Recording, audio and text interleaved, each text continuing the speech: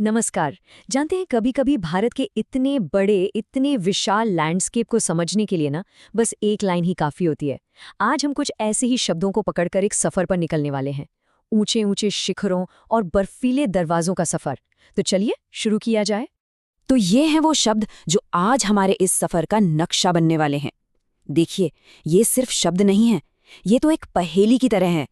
एक ऐसी पहेली जो भारत के पहाड़ों के कई राज खोलने वाली है। तो चलिए इस पहेली को मिलकर सुलझाते हैं। हमारा ये सफर शुरू होगा जमीन से और हम धीरे धीरे चढ़ेंगे आसमान की ऊंचाइयों तक। एक एक करके इन सभी शब्दों का मतलब समझेंगे और सबसे जरूरी बात, इनका आपस में जो गहरा रिश्ता है ना, उसे जानेंगे। तो सफर का पहला पड़ाव, भाई किसी भी इतने बड़े लैंडस्केप की नींव क्या होती है?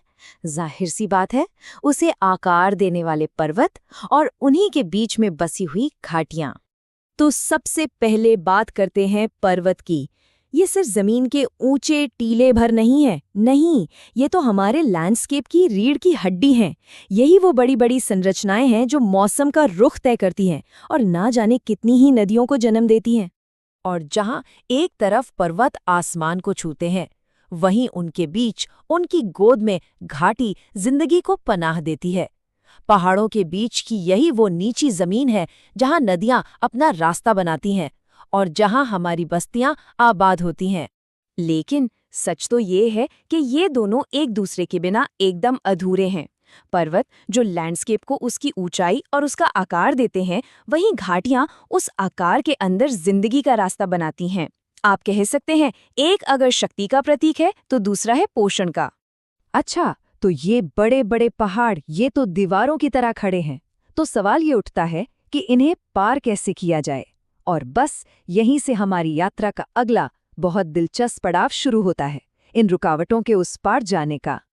तो यहीं पर एंट्री होती है दर्रा की। अब ये दर्रा है क्या? असल में ये पहाड़ों के बीच का वो कुदरती रास्ता है, वो नेचुरल पाथ। और ये सिर्फ एक ज्योग्राफिकल फीचर नहीं है, मतलब सिर्फ जमीन का एक हिस्सा नहीं, बल्कि ये है कनेक्शन का, जुड़ाव का एक बहुत ही जरूरी पॉइंट। इनको बर्फीले दरवाजे कहना मेरे हिसाब से बिल्कुल सही है। जरा सोचिए, सदियों से यही तो वो रास्ते हैं जहां से व्यापारी, संस्कृतियां और नए नए आइडियाज एक घाटी से दूसरी घाटी तक पहुंचे। इन्होंने ही उन्हें बाकी दुनिया से जोड़ा है। पता है, एक दर्रे को पार करना अपने आप में एक पूरी कहानी जैसा है।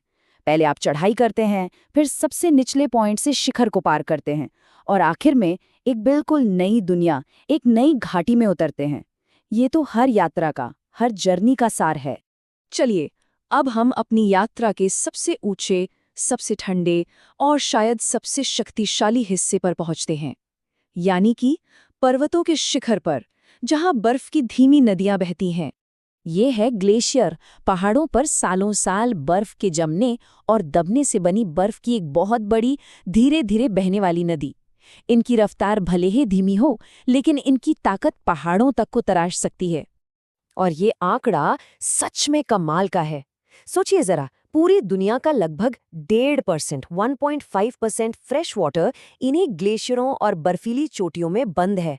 मतलब ये सिर्फ बर्फ के पहाड़ नहीं हुए, ये तो करोड़ों लोगों के लिए जिंदगी देने वाले पानी के सबसे बड़े सोर्स हैं, एक तरह के वाटर बैंक्स।